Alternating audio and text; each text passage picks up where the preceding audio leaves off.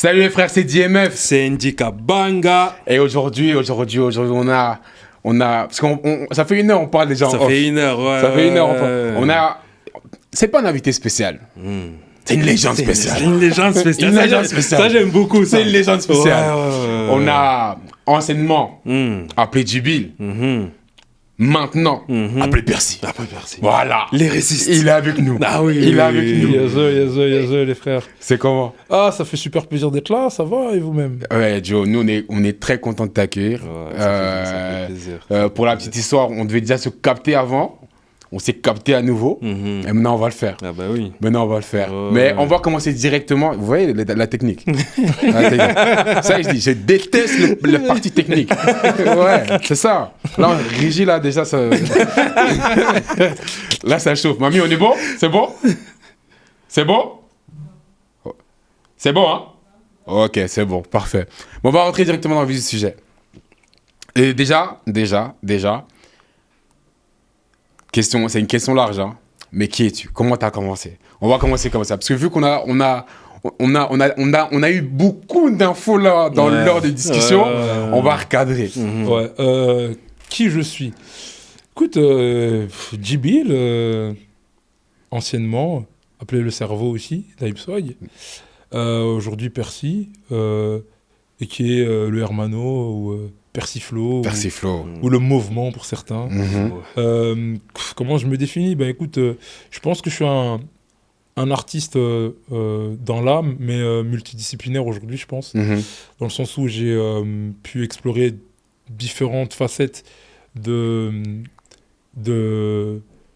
la large palette que propose la musique en termes de développement artistique. Donc voilà, je suis principalement auteur-interprète, et co-compositeur, parce que j'ai beaucoup composé j'ai beaucoup créé en fait avec des compositeurs appelés communément des beatmakers, mais aussi des producteurs, parce que la différence entre les deux, c'est que le gars qui fait le beat, après il produit le track avec toi. Mon dernier morceau par exemple, je l'ai produit avec Azaya, qui est producteur littéralement, tu vois, de musique. Big up à Azaya d'ailleurs. Grand nom. Et donc du coup, j'ai été ça. Et puis j'ai été très tôt en fait dans ma carrière manager en fait, mais je savais pas que j'étais manager, mais j'étais manager. Non.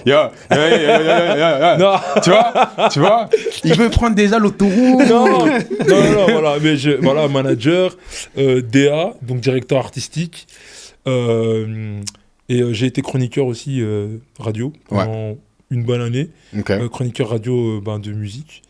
Et donc voilà, j'ai fait un peu tout ça, mais je pense. C'est chez Arabelle, ça, non? Ouais, exactement. Donc je pense qu'aujourd'hui, on va dire que je suis un artiste passionné de musique. Un artiste passionné, that's deep. Un artiste passionné de musique, ok. Mais sur ça, parce que Djibil, parce que tu dis que tu as eu plusieurs vies. Ouais, tu as eu plusieurs vies, plusieurs vies artistiques, plusieurs blazes. Mais allez, nous, effectivement, le blaze qui nous a été connu dans un premier temps, c'était Djibil. Tu vois, mais Djibil, comment ça veut dire quoi Djibil? C'est qui Djibil? En fait, Djibil, ça veut dire José Bambi. C'est mon nom. En fait. Mon premier nom. Après, j'expliquerai le deuxième, mais donc c'est José Bambi, ça en fait. En gros, c'est juste ça. Enfin, José Bambi Luzolo, plus précisément. T'es un Luzolo? Ouais. Ah, ok. Tu vois, donc c'est José Bambi Luzolo en fait, principalement. Et donc en fait, c'est venu.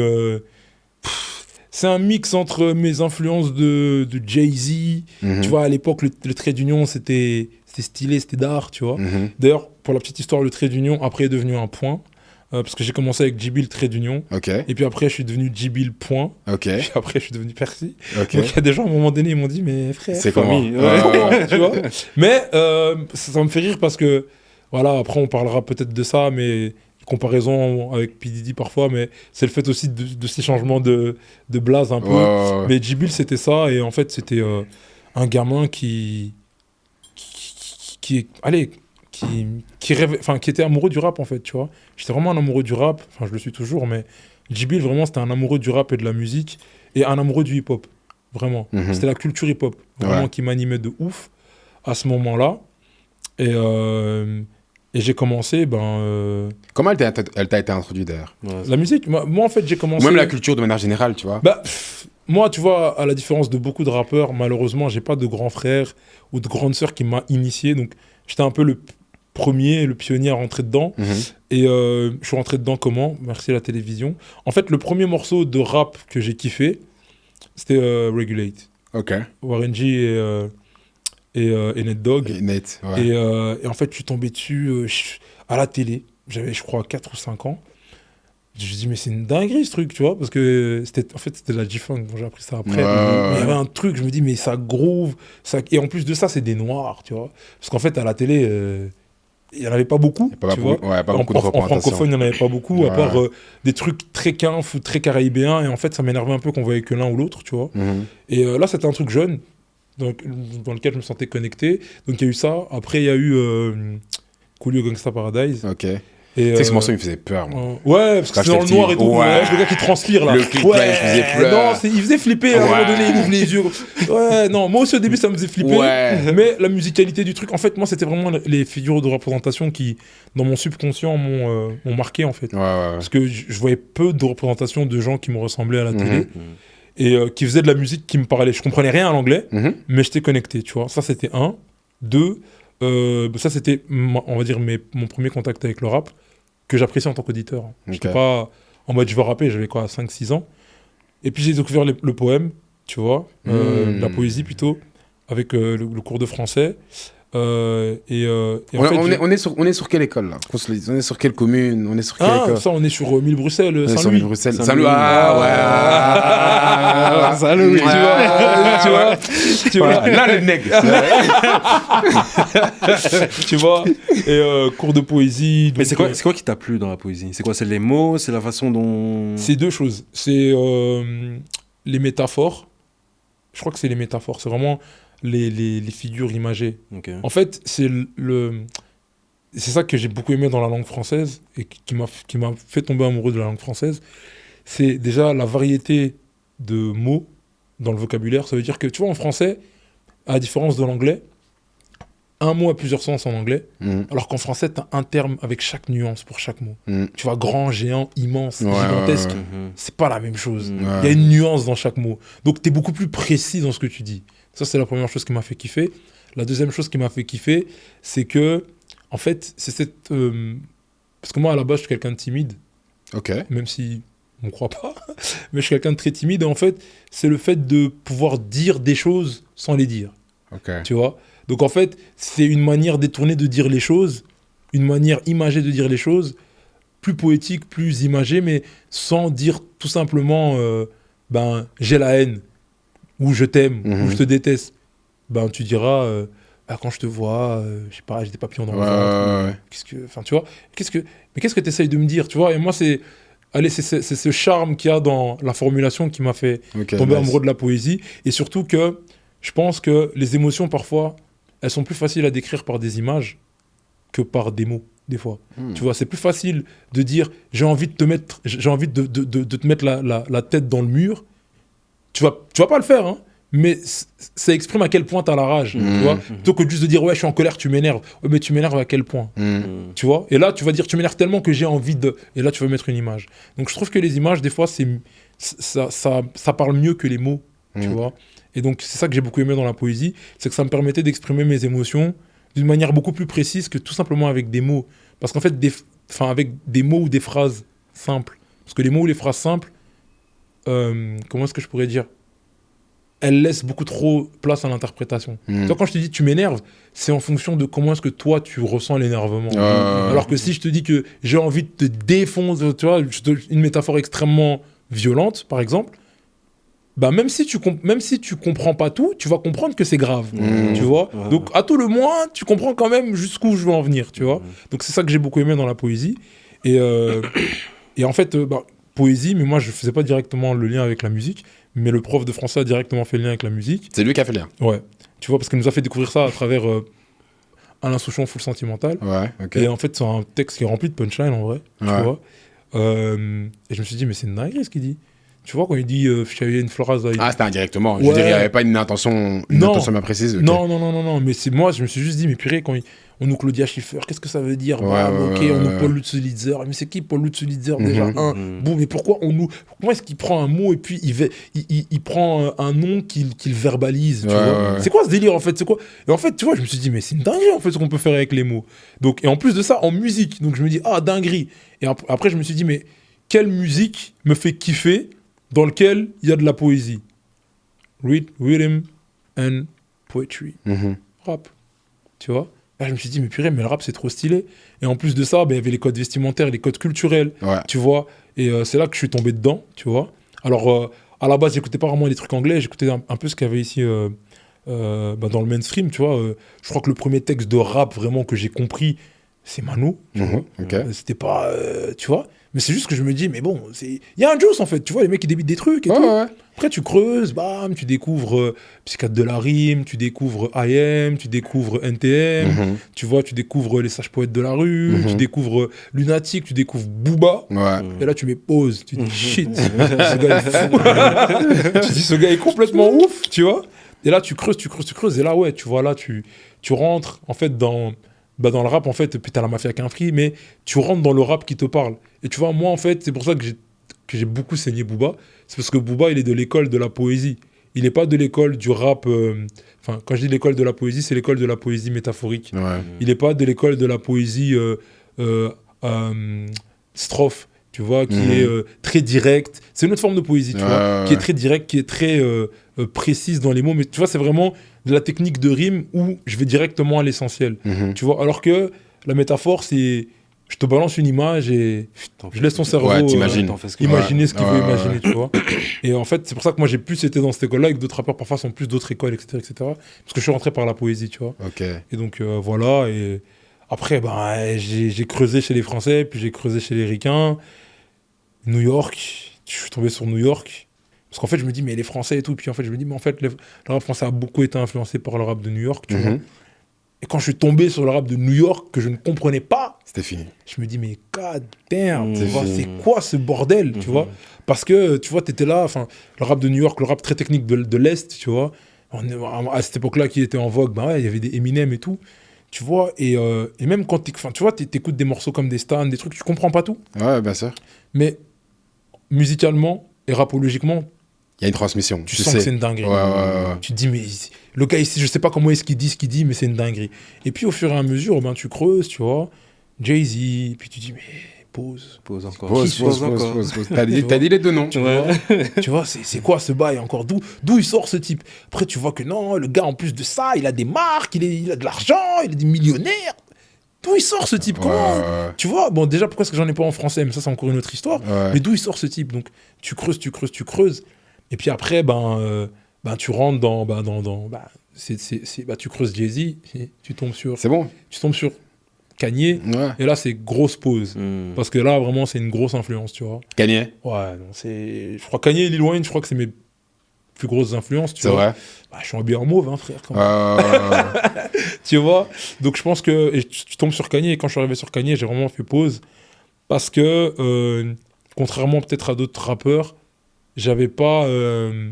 Moi, je suis né en Afrique, tu vois, je suis né au Congo. Je suis arrivé ici, j'ai vécu dans certaines situations avec ma mère et tout, mais j'étais pas nécessairement dans un quartier populaire, tu vois. Je suis arrivé d'abord, j'étais à Liège, on était seuls, on a eu nos galères, mais on était seuls. Et j'avais, à part mes cousins, j'avais pas d'autres noirs avec qui je pouvais partager ces expériences-là, tu vois. Donc, j'étais pas dans un truc cité, quartier populaire, on a des grands, etc. J'étais pas du tout dans ça. Et j'étais assez... On va dire que j'étais un enfant déjà aussi avec mes réflexions et avec ma manière de voir les choses, qui était assez atypique. Et pourquoi je me pose sur Kanye ? Parce que Kanye, le fait qu'il soit atypique, c'est ce qu'il a utilisé pour en faire sa force, tu vois. Et dire justement que t'as pas besoin de venir de la rue ou d'avoir un discours X pour faire du rap. Et c'est là où je me suis dit, mais en fait, moi, c'est ça. Je me reconnais dans ça, tu vois. Tu peux être le backpacker et transmettre des choses. Exactement, tu vois. Et là, j'ai mis pause. Et puis après, je suis tombé sur Lil Wayne. Et Lil Wayne, parce que là, j'ai commencé un peu à comprendre l'anglais. Quand j'ai commencé un peu à comprendre l'anglais, moi qui aime la poésie et le rap métaphorique, j'ai mis pause sur Booba, mais quand je suis arrivé sur Lil Wayne, là, j'ai mis arrêt carrément, tu vois. Là, je me suis arrêté, tu vois, là. Je me suis arrêté quelques années parce que c'était trop, tu vois. Je me dis, mais ce gars est complètement... Enfin, tu vois, pour ceux qui comprennent l'anglais, qui comprennent un peu Lil Wayne, tu vois, en termes de métaphore, voilà, c'est infini, tu vois ce que je veux dire. C'est vraiment infini. Jusqu'à aujourd'hui, tu vois. Et en fait, moi, c'est cette école-là, tu vois. Donc, c'est pour ça que j'étais plus dans tout ce qui est métaphore. En fait, j'étais plus dans les punchlines que dans la technique. Okay. J'étais plus dans la métaphore, dans l'image, dans la technicité de la poésie. Tu vois, comment est-ce que tu pouvais présenter les choses, que dans la technicité du rap à proprement dit, tu vois. Et c'est comme ça que je suis rentré dans le rap, en vérité, tu vois. En fait, c'est intéressant parce que, par rapport à ce que tu nous dis, tu sentais que déjà, oui, en soi, oui. Tu sentais qu'il y avait déjà quelque chose de inné, peut-être pas en termes de talent, mais juste en termes de réflexion. Tu vois, juste en termes de réflexion, par rapport à ce que tu nous dis, c'est... peut-être ça va un peu plus loin. Ça va peut-être un peu plus loin que les autres. Ça cherche peut-être un peu plus loin. Tu vois, mais en fait, je suis arrivé dans la musique. Tu sais, je crois qu'il y a encore des photos de ça sur Skyblog. Hein. Moi, je crois que j'ai même pas supprimé mon Skyblog. Mais tu sais, moi, mon premier... En fait, Lil Wayne m'avait tellement matrixé parce que Lil Wayne, ce que j'appréciais chez lui, c'est que à la différence d'un Kanye à cette époque-là, Lil Wayne était déjà bien meilleur rappeur que Kanye. Mais qu'il y avait aussi ce truc où, les gars, je suis bizarre. Et je vous le dis, je suis un martien, je suis un fou, tu vois. Et je suis comme ça, tu vois. Il a notamment fait le morceau Ami, tu vois, qui m'a beaucoup inspiré de fou malade. Parce qu'en fait, c'est genre, les gars, je suis comme ça. Et en fait, moi, j'ai toujours été un peu décalé comme Renoir, tu vois. J'ai jamais été dans les clichés, tu vois. Toujours, tu sais, genre... à l'école, je mettais du rose, tu vois. À l'époque, c'était en mode, mais est-ce que tu es de notre bord tu vois. Pas un peu du piercing, là, que t'avais fait. Tu vois, non, mais voilà, tu vois, j'avais... il veut me faire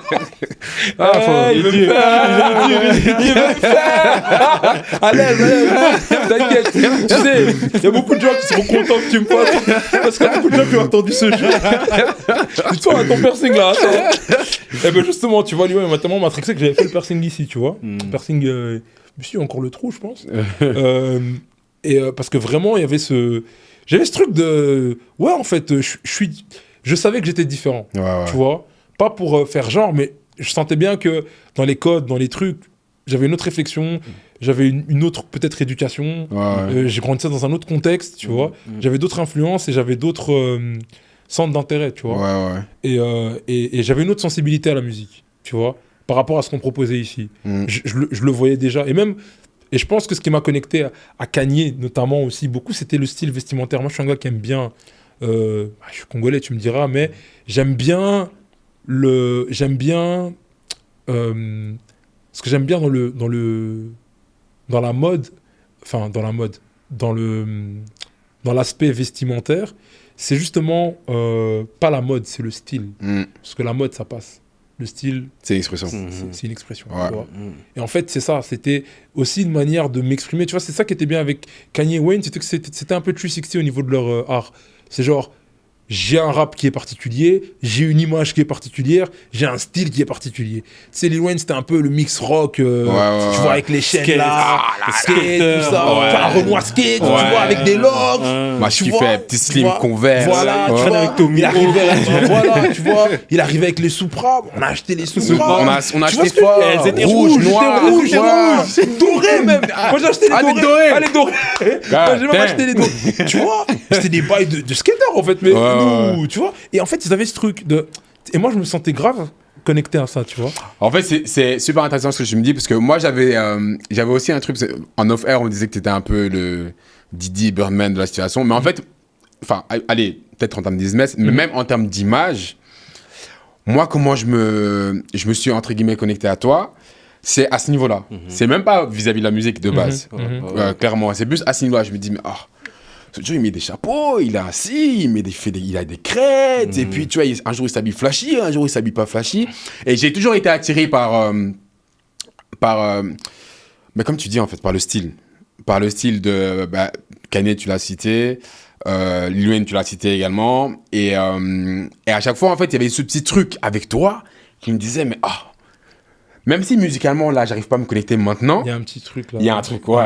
Il y a un truc. Mais tu vois, aussi, je pense qu'au niveau de la perception des influences, au niveau musique, etc., je pense qu'elle est un peu la même. Donc, du coup, je pense qu'on a dû voir directement qu'il y avait cette influence beaucoup plus loin que juste la musique. Possible. Tu vois, il y a le style, comme tu dis, il y a le style, mais juste la façon, l'image de se présenter, tu vois, même avec les artistes, tu vois, la façon dont tu marches, la façon dont tu présentes les choses. C'est comment on m'a fumé aussi par rapport à ma démarche. non, mais en fait, ce que vous dites, c'est grave vrai parce que il y a plein de gens en fait, qui m'ont dit que la première chose, c'était pas la musique, tu vois. C'est peut-être arrivé après, parfois même beaucoup plus tard, tu vois, que les gens ont apprécié ma musique, mais bien plus tard. Parce que bon, au moment où je fais tout ça aussi, je suis pas arrivé à maturité artistique, j'ai encore plein de lacunes. Alors il y a des gens qui kiffent, il y a beaucoup de gens qui kiffent pas, tu vois, pour des raisons qui sont valables, hein, tu vois. Je suis même pas en train de dire que c'est des haineux ou quoi, parce qu'on a le haineux facile aussi parfois dans le milieu. En vrai, il y a des gens qui aiment pas parce que ouais, là, je suis pas fan de tel trip, il y a une faute de flow là, machin, ce terme là, je suis pas très fan, comment il a posé et tout. That's okay, tu vois. Mais effectivement, sur l'autre côté, et moi je savais que c'était un peu ma force, parce que moi, durant toute mon adolescence, avant de commencer le rap, parce que j'ai commencé le rap tard, moi j'ai commencé le rap à 17 ans, tu vois. T'as commencé à 17 ans. Ouais. Et 2 ans après, t'étais manager de Upside. Tu sais que je viens de le remarquer là maintenant. Tu sais que c'est une dinguerie. Non mais blague à part. Non mais blague à part, vous savez que je viens de le tilter là. Mais j'ai jamais réfléchi à ça. Hein. Parce qu'en fait, mon premier son, j'ai sorti à 18 ans. Ton premier son, t'as sorti à 18 ans. Ouais. J'ai attendu d'avoir l'argent, tu vois. C'est quoi ton premier? C'était Electis? Ça, c'était mon premier clip. Ça, c'est ton premier clip. Mon tout premier son, c'était Je suis comme ça. Ok. Et en fait, c'était Je suis comme ça, ami. Tu vois, c'était ça l'influençant, tu vois. Tu vois, et en fait, à l'époque, je m'appelais J-Billy Style parce que justement, je m'appelais J-Billy Style parce qu'à l'époque, justement, à l'école, j'étais le gars stylé, tu vois, qui changeait de paire tous les jours, qui avait des paires de Babe Star, qui était à fond dans le BBC, dans le Ice Cream, tu vois, et donc, parallèlement, bah, je saignais Pharrell, tu vois, je saignais Star Trek, je saignais, tu vois. Et donc, du coup, j'ai grandi dans ce truc-là, tu vois, très style, tu vois, très... Et c'est pour ça que je pense que, bah, quand je suis devenu artiste, c'est la première, enfin, ça a été la chose la plus facile et naturelle pour moi de tout ce qui est visuel et tout, parce que moi, quand j'étais ado, c'était que ça. Moi, on faisait des blogs, tu vois. On faisait des blogs là-dessus. Ouais, où est-ce que tu peux chercher les Air Force Burberry? Ah, purée, elles sont là-bas, elles coûtent $380. Ah, purée, à l'époque, on n'avait pas de carte Visa. On savait pas comment les acheter. Tu n'avais pas le billet pour aller au States non plus. Bon, tu regardais seulement sur Internet, tu vois. Jusqu'au jour où tu passes en ville, tu vois un gars qui a ça, tu l'arrêtes, tu dis, mais frère. Famille, Il dit, non, c'est gars, comment je viens de Los Angeles. Tu bailles, tu vois. Mais ouais, c'était vraiment ça. Allez, moi, je partais à Anvers pour acheter des paires que les gens n'avaient pas à Bruxelles. Je faisais des trucs comme ça. On partait à Harlem, en Hollande, pour aller chercher dans des magasins de sneakers. Moi, je suis un fan de sneakers, en fait. D'ailleurs, mon deuxième son s'appelait Check Mes Sneakers. Tu vois, donc voilà, j'ai une collection de chaussures. Bon, aujourd'hui, en étant adulte et responsable, j'essaye d'oser, mais c'est pas facile. Donc, tu vois, mais à la base, c'est ça. À la base, c'est vrai que moi, c'était plus le style. C'est les vêtements, les sneakers. Je suis un passionné de ça, tu vois. Les paires, les trucs, les machins. Et en fait, quand je suis arrivé dans la musique, bah, ça arrivait avec moi. Donc, j'étais déjà dans mon truc. Le morceau, je suis comme ça. La cover. Enfin, je suis parti faire... en fait, c'est vrai que c'est une dinguerie, maintenant que je réfléchis. C'est vrai que moi, j'étais tellement barré dans ma tête que à l'époque, il y avait le MySpace. Et en fait, avant de sortir mon premier son, je me suis dit, parce que j'observais les MySpace des autres, tu vois, surtout les MySpace des ricains, parce que c'était toujours bien fait, la grande bannière au-dessus avec les trucs. Je me suis dit, mais en fait, je peux pas faire de MySpace si j'ai pas de photos. Donc, ce que je suis parti faire, c'est que j'ai fait un shooting photo avant de commencer la musique. Donc, je suis parti avec plein de vêtements, j'ai fait mon shooting photo, et donc, du coup, quand je suis arrivé, j'avais directement des photos pro, tu vois. Mais c'est dans quel but, en fait? Si c'était avant la musique, enfin, je veux dire, c'était dans quel but d'être aussi pro dès le départ? Voilà, c'est ça. Mais en fait, je pense que c'est juste le style. Je voulais juste être propre. Je voulais pas que... Tu vois, je me suis dit, mais en fait, moi... Tu grattais pas encore à ce moment-là? Non. En fait, le truc, c'est que je me suis juste dit, quand j'ai fait les photos, je me suis dit, non, je vais des photos pour mon Skyblog. C'est une chose. Et deuxième chose, je me suis dit, mais si je fais de la musique, quand je suis comme ça, je me dis, mais en fait, je dois faire une musique qui me ressemble. Okay, Moi, je suis un gars, j'aime bien les trucs propres.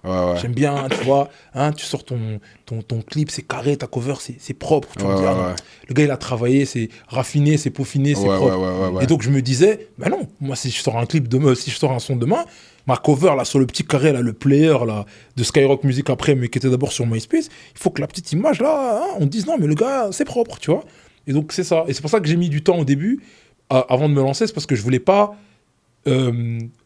sortir un truc que je trouvais pas propre, tu vois. Et tu vois, c'est là où d'autres artistes mettent plus de temps à sortir de morceaux parce qu'ils veulent que leurs morceaux soient à un certain niveau de qualité musicale. Moi, c'était pas ça mon souci, c'était juste l'image. Moi, c'était en termes d'image. Et c'est vrai que c'est un truc, dans ma carrière, on m'a critiqué pour plein de trucs, mais jamais sur l'image. Tu vois, c'est peut-être la seule chose où on dit « Ah ok, mais ça !» Non, ça, tu vois, ça c'est un truc à l'aise, tu vois. Et c'est vrai qu'en fait, en discutant avec vous, c'est une dinguerie. J'ai jamais réfléchi comme ça, mais c'est vrai que j'ai fait mon premier son à 18 ans et que j'ai créé Hype Swag, parce que ce qu'il faut savoir, c'est que Hype Swag existait avant le cartel. À la base, Hype Swag, c'est quoi ? Pourquoi ça s'appelle Hype Swag ? Parce que le swag, je kiffe les vêtements. C'est pour ça que ça s'appelle Hype Swag. C'est toi qui arrives avec le nom ? Mais oui. C'est moi qui... En fait, ce truc-là existait avant. Il n'y avait pas de projet que ça devienne ce que ça devienne. Si je regarde le clip d'Electrolyse, il y a mes potes, on avait fait des t-shirts Hype Swag. On avait vraiment, pour te dire... Attends, mais là, le collectif n'était pas créé. Non. En fait, si. À la base, en fait, il faut distinguer deux choses. Il y a le collectif Hype Swag que vous connaissez et le collectif Hype Swag de base. Le collectif Hype Swag de base, c'est Djibil qui fait de la musique. Et Hype Swag, c'est des potes à Djibil qui l'aident à faire sa musique. À la base des bases, Hype Swag, c'est ça. Et pourquoi ça s'appelle Hype Swag ? C'est parce que swag, parce que moi, je kiffe le flow, je kiffe la hype et que j'ai du swag. Et hype, parce que don't believe the hype, become the hype. Become the hype, aujourd'hui, c'est mon label. Mais à ce moment-là, je mettais juste le hype. Donc j'ai fait Hype Swag parce que je trouvais ça grave stylé comme mot. Finalement, l'histoire a quand même retenu ce blaze, donc à l'aise, tu vois. Mais donc, c'est pour ça que j'ai créé Hype Swag. Et en fait, à la base, quand tu regardes le clip d'Electrolyse, qui est mon premier clip, en fait, on a des t-shirts. Il est écrit Hype Swag en petit ici. On avait acheté des t-shirts au Cool Cat à l'époque. Acheté des t-shirts au Cool Cat. On a acheté des trucs, là, tu vois, que je suis parti imprimer, là. Et on a mis ça avec le fer, tu vois. T'inquiète, les galères, tu vois, bam, on a mis ça, bam, Hype Swag. Et en fait, j'avais mon pote Mars. À l'époque, il y avait SD White qui était dedans. Et Marvin, le petit frère d'SD White. Tu vois, parce que c'est SD White qui avait fait la prod de Electrolyse. C'était mon acolyte. Mais il est dans le clip même, je crois. Oui, il est dans le clip. Ouais, il est dans le clip, tu vois. Et donc, à la base, c'est ça, Hype Swag. C'est des potes à moi, on fait le truc. Qui m'aident, tu vois. That's it, tu vois, c'est tout. Et après... Mais comment ça a évolué justement vers le collectif ? En fait, le truc, c'est qu'à un moment donné, moi, c'était... Comme moi, je m'affirmais, je disais, moi, c'est Djibil Hype Swag. Moi, mes gens, c'est Hype Swag, c'est tout. Tu vois, il y avait mes potes qui, au passage, en fait, et c'est un truc qui a joué dans ma carrière, c'est que moi, dans mon cercle, personne fait du rap. Dans mon cercle proche, personne fait du rap à la base, à ce moment-là. J'ai des potes qui sont dans le basket, j'ai des potes qui sont dans d'autres trucs. Personne fait du rap. Ça consomme juste. Ouais, et encore, parce que, tu sais, ça consomme, mais les grosses têtes. Tu vois, nous on est déjà dans les Kanye, on est dans les break, tu vois, c'est très space à ce moment-là. Tu vois, les gens ils écoutent quoi, 50 Cent qui pète, on va écouter un son, on va écouter Inda Club, on va écouter Alta Control, Joyeux anniversaire. Tu vois ce que je veux dire, on va écouter des trucs comme ça, les gros tubes. Mais nous on est déjà dans les trucs un peu, parce qu'en fait ça allait de pair avec le style. Tu vois, parce qu'en fait le style, à la base, nous on s'inspirait moi et mes potes quand j'étais ado, on s'inspirait de quoi pour être stylé ? Des clips. Ouais, nous, pareil. Donc en fait, vous avez pareil. En fait, la culture musicale, vraiment, moi, en fait, je me suis rendu compte, et en discutant avec vous, je me rends compte que ça a blindé jeu aussi, c'est qu'en fait, moi, je me rappelle, on regardait les clips pour le style. Pharrell. Pareil. Il y a un morceau de Pharrell, j'ai oublié le titre du morceau. Il y a un morceau de Pharrell, Kanye, et j'ai oublié le gars des Maroon 5, là. Non, pas Chris Martin. Non, Chris Martin, ça c'est Coldplay. C'est Coldplay. Mais je vois, le singer. J'ai oublié. Et en fait, c'est un clip en noir et blanc avec des enfants, mais ils sont trop stylés. En fait, il y en a un qui est habillé comme Kanye enfant, un autre. Tu vois, parce qu'à un moment, Kanye, son truc, c'était le kéfier. Tu vois, Pharrell, c'était Kanye kéfier, j'ai oublié. Tu vois. Et en fait, on regardait les trucs, on regardait les vêtements, les trucs. En fait, c'est comme ça qu'on faisait des mood boards. Bon, à cette époque-là, on ne savait même pas que c'était des mood boards. En vrai, on faisait des mood boards de style. Quand on partait faire les magasins, tel truc, c'est le truc de pente. Et en fait, c'est comme ça que, inconsciemment, ça c'est lié à la musique, en fait, tu vois. Et donc, du coup, c'est comme ça qu'on est arrivé à tout ce truc de hype swag, où je me suis dit, non, mais en fait, moi, je veux faire une musique qui soit liée à mon style, même s'il est atypique ici, c'est pas grave. Ils comprennent pas aujourd'hui, don't believe the hype, mais ils comprendront demain. Become the hype, tu vois. C'est ça le concept. C'est ça le concept. C'est une dinguerie parce que ce que tu dis, c'est littéralement ce qui est arrivé. Parce qu'avec le collectif Outside, effectivement, au début, bah voilà, réticence. Ça vient d'où? On connaît pas. Tu vois, non. Tu vois. Non, mais c'est vrai. Non, mais... Surtout que, en fait, indépendamment de quel quartier tu viens un petit peu à Bruxelles, forcément, on s'est peut-être jamais croisés. Non, c'est ça. Tu vois, surtout avant, c'était très... Voilà, donc, si tu viens du Nord, nous, on est du Sud, on t'a jamais vu, frérot. Enfin, tu vois, et vice-versa. Tu viens chez nous, non. Je viens chez vous, non. Tu vois. Et le Become the Hype, donc comment, effectivement, Hypeside a été considéré par la suite, c'est une dinguerie. Ouais, mais en fait, c'est vraiment fou parce que, tu sais... C'est un peu le parallèle avec mes études de droit, tu vois. C'est-à-dire, au moment où je crée Hypeswag et tout, je termine l'école et je rentre à l'UNIF et je dis que je vais faire du droit. Donc, tu te rends bien compte que, déjà, le gars, il me dit qu'il fait du rap, il s'habille en rose, en rouge, il met des trucs, enfin, on comprend. C'est vrai qu'on comprend pas. Et en plus, il nous dit qu'il veut faire des études de droit. Ce négro, il est barré. Non, il est barré. Toi, tu devais faire chier. Non, moi, les gens, ils baillaient. Le mot, il arrive dans Utah, ils disent, mais Joe, c'est qui ce Joe? Tu vois, les gens, ils baillaient. Moi, je suis là, je paye un Minerva. Trop d'idées, trop de... Non, mais blague à part, tu sais que c'est vrai. Et je pense que après, j'ai appris à canaliser tout ça. Mais c'est vrai que je suis un créatif, toi. Je réfléchis beaucoup. Et en fait, à ce moment-là, on me prend pour un fou. Mais quand je dis tout le monde me prend pour un fou, ma meuf me prend pour un fou. Ma meuf de l'époque, elle me dit je comprends ça. Mais à l'aise, tu sais quoi? Fais. Tu vois? Ma daronne. Frère, tu vas aller habiller comme ça. Tu vas aller habiller. Qu'est-ce que tu fais de ton truc là? Qu'est-ce que tu fais? C'est un petit parce que ça me passer au chat de la daronne. Ouais, qu'est-ce que tu fais? Tiens, parce que elle, la pauvre, elle part au bled pendant 2 mois. J'ai 17 ans, elle revient, j'ai 18. Elle part, j'ai pas de piercing, elle revient, j'ai un piercing et une crête. What the fuck, tu vois? Et en plus, je dis que je rentre à l'UNIF, donc tu vois. Bref, plein de trucs comme ça. Et en fait, tout ça, en fait, c'est vrai que c'était lié à la manière dont je voulais faire ma musique, qui était très atypique. Et quand je te parle de ça, quand tu vois ce profil-là et que tu vois le rap français de 2010, je suis aux antipodes de ça. Clairement. J'ai rien à voir avec ça. Et donc, ça veut dire que je sais, en arrivant avec ça, et je sais qu'en arrivant avec un morceau comme Électrolyse, ou que j'ai enregistré en 2008, ou qui est sorti en 2009-2010. Mais en 2008, en fait, pour te dire, je suis tellement connecté au ricain. 2008, c'est T-Pain, Lil Wayne. Point. Tu vois, c'est T-Pain, I Can't Believe It. T-shirt rouge, couleur. Voilà. J'ai capté la vibe de l'auto. Vas-y, je vais saigner sa mère. Tu sais quoi, personne n'a fait rien à foutre. Je le fais. Au culot. Vas-y, tu sais quoi. Boum. Je me mange. Le rap ici me dit, mais qu'est-ce que... C'est quoi ce Renoir avec son truc ici? Mais moi, je me rappelle même les commentaires. Non, moi, j'ai pris. Non, dans ma carrière, j'ai pris. Mais ça m'a beaucoup aidé, tu vois. Mais ouais, à ce moment-là, je sors ça, moi, naïvement, tu vois. Parce que je me dis, au culot... En fait, dans ma tête, je me dis, j'y vais au culot parce que personne ne l'a fait. J'ai pas peur de le faire. Mais je me dis pas, ça va énerver les gens. Enfin, dans ma tête, je me dis pas que les gens vont... déjà regarder ce truc en mode t'as vu, tu vois. Dans ma tête, je me dis, t'as vu, on est avec les potes, on a fait notre truc, c'est notre truc, t'as vu. Fuck it, tu vois. Et là, je vois le rap, tu vois, qui me dit, mais qu'est-ce que tu fais, toi? D'où tu sors, en fait, toi, tu vois? C'est quoi cette merde que tu nous sors, tu vois? Autotune et tout, c'est quoi cette merde? C'est même pas un vrai truc de rap, machin, nan. Bon, on est en 2024, hein. J'ai pas besoin de parler d'autotune. Non, on n'en parle pas. Tu vois ce que je veux dire? Donc, mais tu vois, au moment où je fais ça, on est en 2009, frère. Là, je te parle, ça fait 15 ans.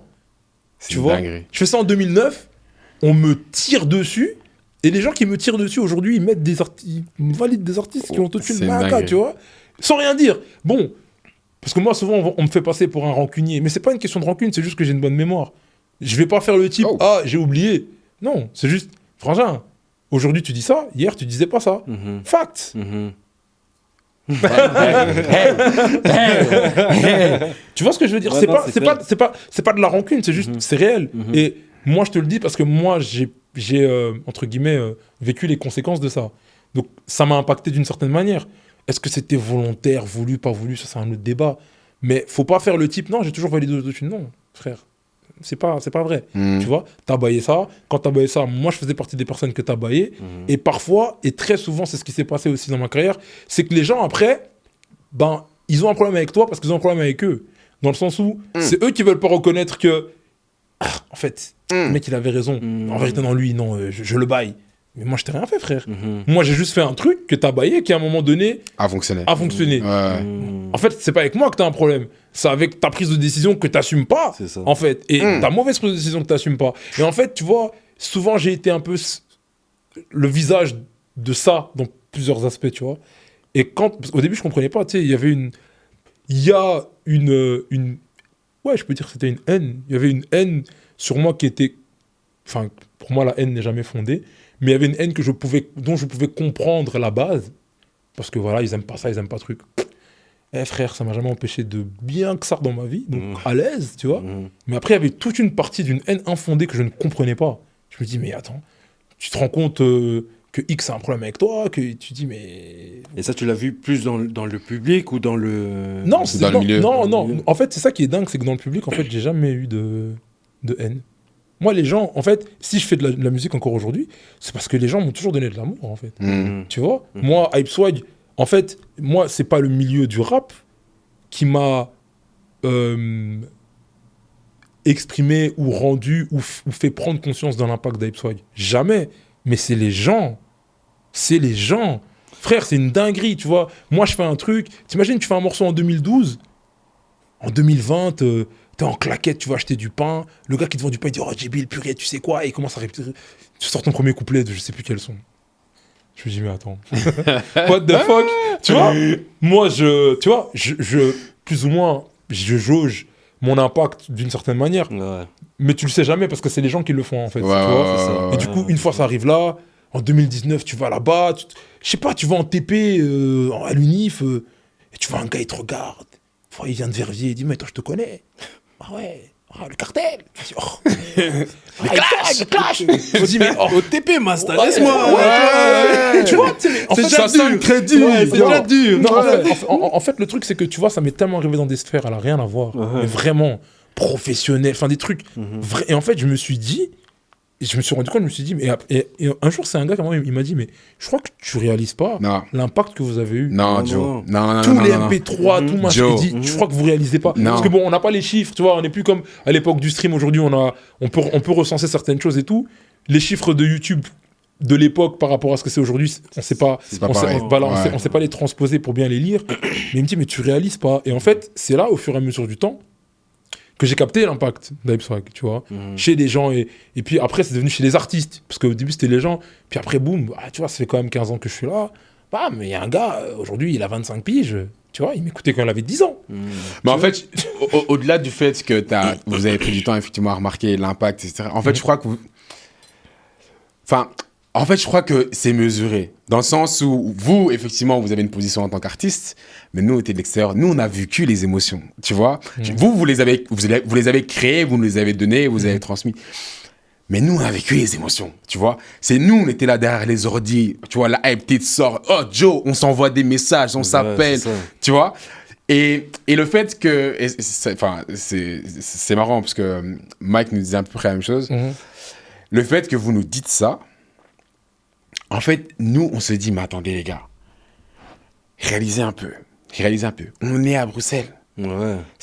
On n'a jamais vu ça. C'est ça. Ouais, et pour les fans de rap, mais d'une part, il y a l'excitation. De deux, c'est qualitatif. Et de trois, c'est chez nous. C'est les Joe qu'on voit. Et c'est ça, même génération. Donc tu te dis, oh, donc mais vous créez un espoir. Tu vois, ouais, en fait, vous créez effectivement, mais vous créez littéralement une sorte de modèle réussite, en fait, dans ce secteur-là, qui a jamais été fait auparavant. Parce que nous, quand on te voyait, tu vois, on disait avant, tu vois, esprit un peu Birdman, esprit un peu Didi, mais pour moi, c'est pas péjoratif. Non. Au-delà de ça, non, c'est un Joe, un frérot comme nous, tu vois, qui a le vocabulaire, qui sait avancer, qui a créé un petit collectif, et en termes de business, on fait les choses. C'est ça, et qui, au final, franchement, c'était pensé. C'est pensé. C'était fait pensé, des t-shirts. c'était- Ouais. Ouais. Fait des t-shirts. Ouais. Et si, pas vous vendez. Et si, c'est vrai. le collectif, au début, il y a un tel nombre de personnes. Non, mais en fait, ça manque un peu de féminité. Ah, Ouais, on ramène un. voilà, Tu voilà. vois. Ouais. Ouais. Et- non. mais Joe. Non, c'est vrai. C'est Et non. puis même, ça, C'est vrai. ça se déplace en groupe, tu vois. Ça se déplace en groupe. Freestyle dans le métro. Wow, en groupe. Joe. En Joe, groupe. ouais. Non, en fait, il y a beaucoup de choses que vous me rappelez, mais bah, déjà merci parce que ça me ramène dans des bonnes périodes aussi. C'était cool. Je pense que c'était une super belle expérience humaine, tu vois. Ouais, Vraiment, ouais. parce que, en fait, c'était pur. Tu sais, il n'y avait pas de contrat, il n'y avait pas de. On n'avait pas d'obligation de faire quoi que ce soit. C'était pur, c'était vraiment purement du kiff. Genre, on kiffe ça. Et tu sais quoi, il y a une caméra, on est dans le train, je sais même plus où on partait, à Nivelles ou je sais pas quoi. Fais un freestyle, vas-y. Qui a un texte? Ouais, boum, et ça part. Et tu savais que quand tu allais voir les gars, tu devais avoir un nouveau texte. Ok. Parce que tu savais que lui, là, il en a 3. Lui, là. Let's go. Parce que Mike aussi, il disait ça. Mike, il disait, non, tu vois, dans le studio, il y avait des têtes, tu disais, non, lui, c'est Mike, il a dit Nixon. C'était son sparring partner. Ouais. Mike, il a dit ça. Mike, il a dit Nixon, c'était son ops. Il a dit... Non, chez Hipsock, c'est vrai que c'était. T'avais plus. Ouais, t'avais Tyrone Panic. Qui, tu vois, t'avais Mike Biway, tu vois, qui était là, parce que eux aussi, ils avaient un autre groupe, j'ai oublié comment il s'appelle, ils avaient un autre groupe A2, enfin A3 aussi, enfin, il y avait des groupes et des sous-groupes et des trucs et des binômes, donc c'était tout un bail, tu vois, il y avait des affinités, tu vois, Biway et Mike qui sont mais liés, cousins. qui sont cousins, tu vois, qui sont liés familialement, ils avaient aussi une école de rap, tu vois. Et puis t'avais Tyrone qui avait une autre école de rap, et puis t'avais Panic qui avait une autre école de rap, et puis t'avais moi qui avait une autre école de rap, tu vois. Et je pense que tout ça, parce que moi en fait ce que j'aimais bien dire à l'époque, et c'est quelque chose peut-être qu'ils comprenaient pas, mais je disais en fait dans l'épisode où on était 5 comme les 5 doigts d'une main. Et quand on était comme ça, zéro. Il y a personne qui pouvait parler avec nous. Ça, c'est quelque chose que même en 2024, je maintiens. Franchement, quand on était comme ça, il y a personne qui pouvait y a personne qui pouvait parler avec nous réellement, tu vois. Parce que tout est tellement complémentaire, en fait, tu vois. X avait ça, mais l'autre, il n'avait pas, mais l'autre, il avait ça, et l'autre, il n'avait pas de truc. Et, tu vois, et je pense que c'est toute cette complémentarité qui a fait que ça a eu l'effet que ça a eu, tu vois. Et c'était vraiment naturel, tu vois, c'était pas forcé, c'était...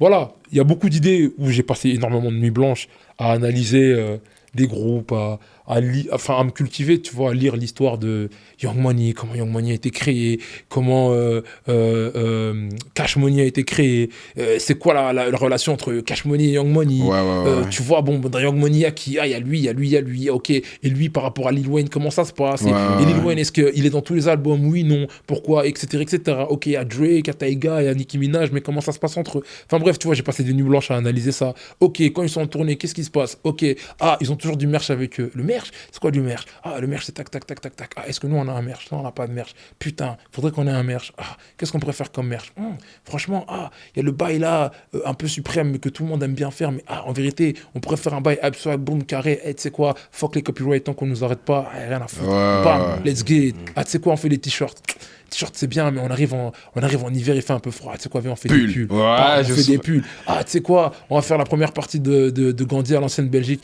tu sais quoi, viens, on bicrave nos pulls, on arrive pas, on bicrave nos pulls, on va là-bas, bon, et tu vois, c'était des calculs sur des calculs, et c'est vrai que j'ai passé un nombre de nuits incalculable, je me rappelle plus, à analyser tout ça. Et après, ça c'est la phase 1. La phase 2, c'est expliquer ça aux frangins. Et c'est ça qui est compliqué. Parce que les frangins, ils veulent juste rapper. Tu vois, ils veulent juste rapper. Tu vois, et c'est là où il y a eu, je pense, des frictions. C'est que moi, j'ai une vision 360, tu vois, macro, et micro aussi, parce que je suis bien conscient qu'il faut qu'on rappe. Mais moi, j'ai une vision macro, j'ai 19 ans. Ils ont 18, 17, certains 16. Je pense que Mike en avait 16. Comment t'expliques ça aux frangins? Frangin, il veut juste venir. Déjà, pour les X, Y, Z, pour qu'ils viennent, il faut demander la permission d'Aaron. Pour les autres, ils ont droit à 2 sorties ou 3 sorties par semaine. Il y a 2 sorties, c'est pour les moments, ou il y en a une autre, c'est pour aller voir Draré. C'est ça, tu vois, tu connais. Donc, tu vois, c'est compliqué. Et puis moi, t'as vu, moi, je suis là et je leur dis, les gars, enfin, tu vois, un peu militaire, parce que j'analysais aussi un peu, parce qu'on nous comparait beaucoup à la section, même si pour moi, on était quand même fort différents. On nous comparait beaucoup à la section, et quelque part quand on dit ça, donc tu regardes aussi un peu comment Dawala gère les bails, tu vois que non, le gars, il blague pas. Non. Telle heure, c'est tel truc, tel machin, c'est tel machin. Et à un moment donné, je me suis dit, mais de toute façon, et ça vient du sport, tu vois, frère, 19h, c'est 18h45. T'arrives à 19h. En fait, à 19h, l'entraînement, il commence. T'es déjà en retard. T'es déjà en retard, frère. 19h02, t'as 2 minutes de match, t'es cuit. Tu vois. Donc moi, quand je vous dis, les gars, rendez-vous à 19h, et que t'en as un, il arrive à 19h45, bon, maintenant, quand t'arrives à 19h45, les autres sont là à 19h. Je dois expliquer 2 fois. Ouais. Parce que ce que j'ai expliqué aux autres, entre ce que moi je vais expliquer et ce que eux vont t'expliquer, téléphone arabe, frère. Tu vois, donc il y avait ça, et donc je prenais sur mon temps personnel, je prenais sur ma carrière personnelle, et ça n'a pas été bien compris, tu vois, à ce moment-là, parce que je pense qu'il y avait la jeunesse et tout, et que moi j'ai toujours été quelqu'un qui voit à long terme, tu vois. J'ai commencé avec la hip swag, les machins, les trucs, j'étais déjà réfléchi, j'étais déjà dans un truc très, très long terme, tu vois. Pas nécessairement eux, tu vois. Et pour toute une série de carrières, ça s'est vu que la musique, c'était pas un truc qui était pensé nécessairement sur le long terme, ou qui avait une place, ou qui pouvait avoir une place sur le long terme dans la vie. Parce que des fois, c'est pas que tu veux pas, mais c'est juste qu'il n'y a pas la place, ou t'as pas créé la place, ou t'as plus la place pour la musique, tu vois. Moi, il y a des membres d'Hypeswag qui m'ont appelé, qui m'ont dit frère, écoute, en vrai, je vais quitter le collectif, pas parce que j'aime pas parce que j'ai plus envie, mais en vrai, je me rends compte que X, Y, Z est meilleur que moi. J'aurais pas... Pour rattraper leur talent, ça me prendra beaucoup trop de temps. Et là, je me rends compte qu'en vérité, entre eux et moi, même si on pète, il y aura un gap. Donc, je préfère me concentrer sur tel truc. Tu vois. Il y a 2-3 personnes qui m'ont dit ça. Et on est en super bon terme. Et j'ai même été... avec du recul, je me dis, mais quelle maturité, tu vois. Tu vois, de dire, clairement. quelle maturité de dingue, tu vois. Et puis voilà, et d'autres, ça s'est pas super bien passé non plus. D'autres, ça a été beaucoup plus compliqué dans la manière dont on s'est, entre guillemets, quitté. Mais ce que je veux dire, c'est que au final, la manière dont moi je voyais la chose, c'est pour ça que Percy est là aujourd'hui, c'est parce que c'est juste la continuité de la vision que j'avais pour Hypeswag. C'est juste qu'à l'époque d'Hypeswag, autant j'ai appris mais énormément en termes de rap, parce que j'étais avec je pense, probablement les meilleurs rappeurs de la ville, tu vois. Faut dire. Tu vois, avec les meilleurs rappeurs de la ville. Et quand tu te manges ça tous les jours et que toi-même, tu sais que tu es avec les meilleurs rappeurs et les meilleurs kickers de la ville, tous les jours, et que tous les jours, tu as des couplets qui tabassent. Et puis, tu dis, purée, lui, il a fait un couplet qui tabasse, l'autre après, il enchaîne avec un autre couplet qui tabasse, et puis le gars, il le réenchaîne avec un couplet qui tabasse. Tu dis, bon, après, on te dit, hey, c'est quand que tu lâches ton couplet. Tu dis, ouais, je vais rentrer à la maison, je vais écrire. Tu vois, faut que je taffe aussi, il faut que j'ai un couplet, tu vois. Et ça m'a beaucoup aidé, tu vois, ça m'a permis d'évoluer dans mon rap, mais comme jamais, tu vois. Mais par contre, c'est vrai que ça m'a bridé artistiquement. Parce qu'à un moment donné, quand tu es entouré de gens qui font du rap, tu peux pas faire le cagné, tu vois. À un moment donné, tu dois rapper aussi, tu vois. Alors, tu vas plus être le Birdman que le cagné, tu vois. Parce que, et au final, on kiffe tous Birdman, mais on kiffe pas Birdman nécessairement pour son rap. Non, on kiffe plus Birdman pour tout l'aspect business qu'il y a derrière, tu vois. Et donc, à un moment donné, c'est à toi de faire un choix. Est-ce que tu veux être un Birdman ou est-ce que tu veux plus être une version de toi d'un Kanye? Tu penses que c'était un peu conflictuel pour toi à ce moment-là? Ouais, c'était difficile parce que tu sais que rapologiquement, t'es pas au niveau des autres. Ok. Mais tu sais que artistiquement... Ça, tu le savais, tu te disais, tu savais. Ça, tu sais que à ce moment-là, aujourd'hui, je pense que c'est clairement différent, mais je pense qu'à ce moment-là, oui. Ok. Tu vois, pas se mentir. Tu vois, je savais que en punchline, j'étais bon, mais rapologiquement parlant, en flow, en technique et tout, vas-y, les mecs, c'est bon, tu vois. Et c'est ça, en fait, je pense que c'est ma plus grande force, c'est de le savoir. C'est de dire, ok, moi je suis bon là, mais je suis nul là. Bah, tu sais que tu dois travailler, gros. C'est ce que j'ai fait pendant 10 ans, tu vois. Mais du coup, là où est-ce que je savais par contre que j'ai été plus chaud qu'eux, c'était en proposition artistique et en vision artistique. Là, je savais que non, si on me laisse le space, t'as vu, je vais arriver avec un truc. Mais encore une fois, comme je dis, moi, mon talent, c'est pas mon talent, contrairement à eux, ils avaient un talent inné pour le rap, tu vois. C'est palpable, tu vois. Entre les flows, les techniques et tout, ils avaient un talent pour le rap. Moi, mon talent, c'était plus la capacité d'évolution et d'apprendre. Mais c'est un truc qui se voit sur le long terme.